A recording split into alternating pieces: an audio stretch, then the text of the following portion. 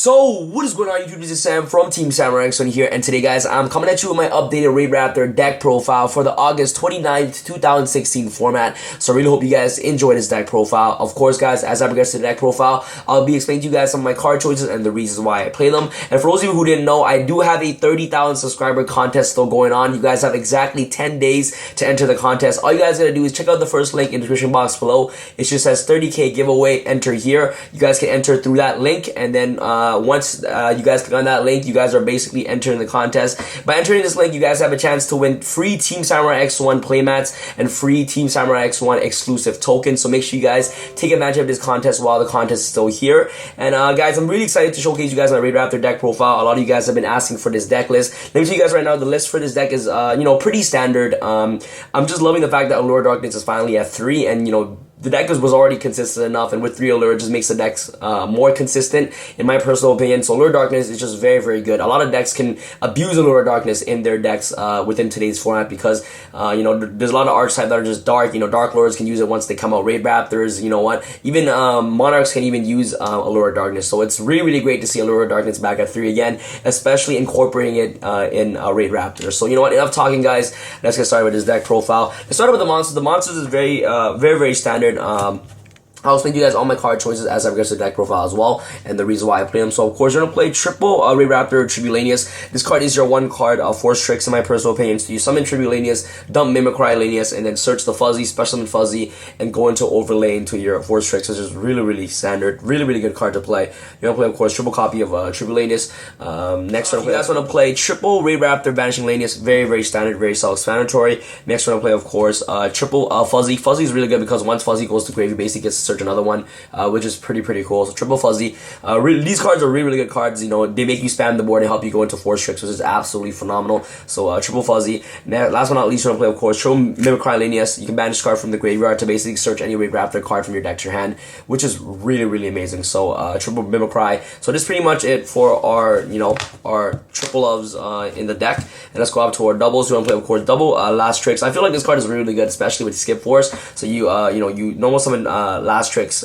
You tribute them off, go into what is it called, your satellite cannon, and then you activate Skip Force to go into your first turn Ultimate Falcon, which is pretty good. And he also has a very good primary effect as well, is that if RAIDRAPTOR monster, you control battles while you have any spell trap card in your graveyard. On your field or graveyard during the damage calculation in either player's turn, you can special this card from your hand. They gain 100 life points for each spawn trap card you control and in your graveyard. And then what you do is that during your main phase 2, you basically tribute this off, go into your what is called satellite cannon, and then basically go into your Skip Force and just bring out your Ultimate Falcon, which is pretty cool. And I love playing double copies of Last Tricks. Very standard in my personal opinion. So double Last Tricks. Last but not least, for our other one-ups, you want to play one RAIDRAPTOR Singing Lanius. Really good. You can search it off with Force Tricks, and also with RAIDRAPTOR, what is it called?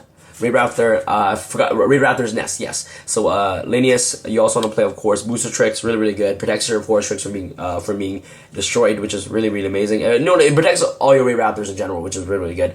And last but not least, one Pain Lanius. As you guys can see, this is pretty much it for my monster lineup. I do not play any other different monsters in my personal opinion. I felt like Sharp Lanius is okay at best, it's mediocre at best. If you guys definitely want to play Sharp Lanius, you guys can go ahead and incorporate Sharp Lanius in your deck, but in my personal opinion, I just don't like playing Sharp Lanius. Even though that card is really good against Monarchs, you know what I mean? Monarchs tend to slow down a little bit now, so I feel like Sharp Lanius wouldn't even matter in that case. But that's just my personal opinion. If you guys want to play Sharp Lanius, you guys can go ahead and incorporate Sharp Lanius in your deck. And you guys can see this card came out in Dragons of Legends, RAIDRAPTOR and Apon Dragoness. I feel like this card is not good in the deck, in my personal opinion. I feel like this card, it's a great floater. It's a really good floater when it dies, especially on an RAIDRAPTOR monster from your deck. So if you play triple copies of Napalm Dragoness, you can basically, when this card dies, you can bring out another Napalm, and then when the other Napalm dies, you just bring out the third Napalm. So it's basically like a deck thinner, in my personal opinion. But other than that, this deck already thins out the deck very fast with just going into double Force Tricks in one turn.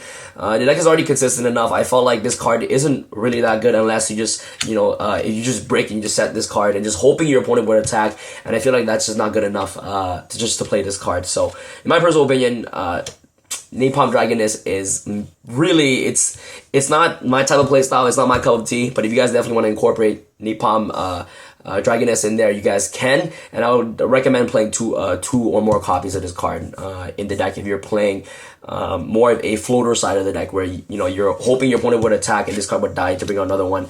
But in my personal opinion, I just like to focus on going to Force Tricks and going to Ultimate Falcon more often rather than just trying to just set one card and just hoping your opponent would attack. So that's pretty much it for the monsters. Let's go off to the spells real quick. Spells is fairly standard as well. You want to play, of course, Triple Lure Darkness. Very, very amazing. Thins out the deck, and it also helps you dig deeper into your combo pieces, helps you see your skip fours, your cattle calls, and things like that, which is really, really good. So Triple Lure Darkness. Okay, this is one of my favorite cards in the deck. I love playing Triple Cattle Call. This card is so good. You know what I mean? So if you go into, let's say you open up Fuzzy, you can go into Cattle Call, send the Fuzzy to the grave, or if you open up Mimicry as well, you go Cattle Call, Mimicry, bring out a, what is it? You bring out, what is it called? An XYZ, so you bring out Satellite Cannon. If you have a Skip Force, activate Skip Force, go into your Ultimate Falcon, which is really, really good. So Cattle Call is really amazing as well. If you do not have a Skip Force, what you can do is that you can just normal summon any Raidraptor. You can go Cattle Call, bring out Ultimate Falcon, and then overlay into number 77, to 7 Sins, which is 4,000 attack, just attack of 4,000, which is really good. But in my personal opinion, I feel like Cattle Call is necessary at 3. I want to see this card as much as possible, and I want to see this card especially with Skip Force or rank up Magic Astro Force as well. So that's why you also play a Lure to dig deeper into your deck for your Astro Force and things like that. So Triple Cattle Call, in my personal opinion, is really, really good. You guys can play double copy this card, but I just wanted to maximize this card up to 3. Next, I'm going to play, of course, Triple Skip Force. This card, you must play it at 3. This card is the best rank up Magic in the deck. Really, really amazing. I see some deck profiles play 2 or 1 of this card, and I almost question myself, why are you going to play 1 or 2 copies of Skip Force? This card is the best card in your deck. So Triple Skip Force is really, really good. It helps you go into your Ultimate Falcon. Also helps you go into your Satellite Cannon as well, and also helps you go into Revolution Falcon. So really amazing. Next one, play, of course, 1 rank up Magic Soul Shade Force. I actually might even consider bumping this card up to 2, but so far at 1, it's been working really, really well. What this card does is that you basically revive, you pay half your life points, revive back a Force Tricks, and bring out Infinity with this card, which is pretty cool. Really amazing. Next round play, of course, 1 rank up Magic Astro Force. Was playing double copies of this card, but just decided to cut it down to 1 for the Regeki, because you can, if you already had a Force Tricks on the field, what you can do is that you can just add this card back from your graveyard to your hand, and then activate rank up Magic to go into your Revolution Falcon. And then if your Revolution Falcon were to live, next turn you can basically do the same thing, activate rank up Magic, add to your hand, and then activate rank up Magic to special summon a Satellite Cannon from your extra deck over the Revolution Falcon, which is pretty good in my personal opinion. So 1 rank up Magic Astro Force, really good. Next up, you guys want to play, of course, 1 Raidraptor's Nest. Only 1 copy of this card because this card is easily searchable off. What is it called? Mimicry Lineus. Really good. Only 1 copy is enough, and you can only use this effect. And you can only use the effect of Raidraptor Nest once per turn anyway, so I wouldn't recommend playing double copy with this card because this card is easily accessible through Mimicry. So yeah. And next, I like to play, of course, 1 Raidraptor Call. This card is really good. If you ever brick and you open up Raidraptor Call and any Raidraptor monster, any level 4 Raidraptor monster, you basically have a first turn Force Tricks right there. Raidraptor Call is really good, and this card is also searchable off Mimicry Lineus, which is pretty amazing. So Raidraptor Call is just a really good card overall. Next round play, of course, 1 Instant Fusion. Norden is your instant, what is called Force Tricks, which is really good.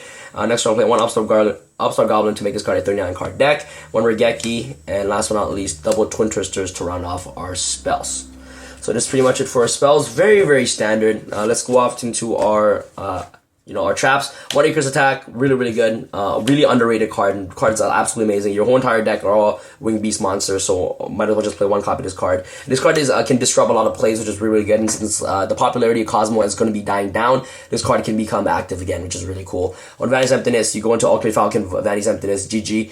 Really good. 1 Solemn Warning, and last but not least, double Solemn Scolding. You barely set anything in this deck. The only thing that you are going to set is Solemn Warning and the Acres Attack. That's pretty much it. But if you open up Solemn Scolding, this card is like a Solemn Judgment for this deck, in my personal opinion. This card is just so powerful, and I'll showcase you guys that this card has a lot of synergy with the card in the extra deck, and I'll showcase you guys that once I progress to the extra deck. But if you guys have Solemn Strikes, definitely you guys can incorporate Solemn Strikes instead of Scoldings. What I was playing before is I was playing triple Solemn Strikes and the Warning and the Vanity's Emptiness, but I do not own Strikes right now, so I just decided to cut it out. 2 Strikes for 2 Scoldings and 1 Acres Attack.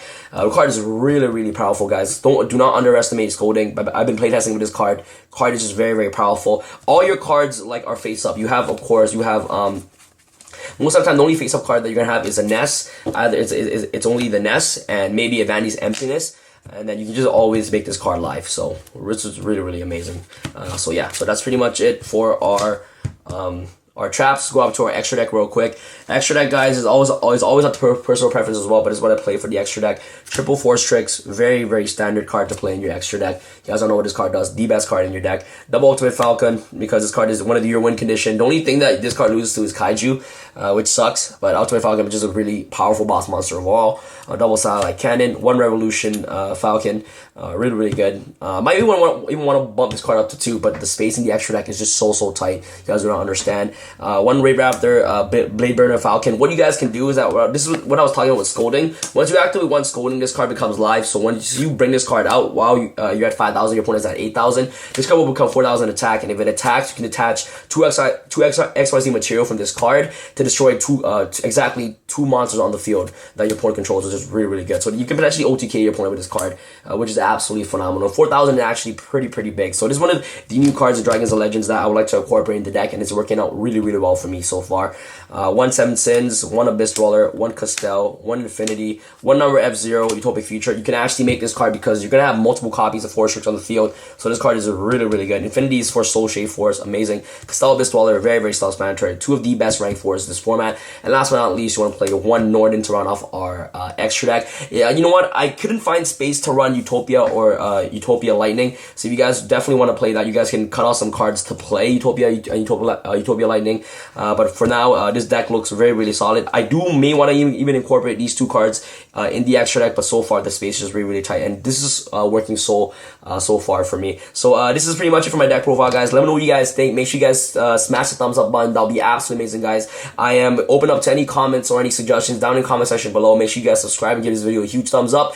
And if you guys want to message me in regards to this deck, make sure you guys check out my Facebook page. And this is Sam from Team Sam, signing out.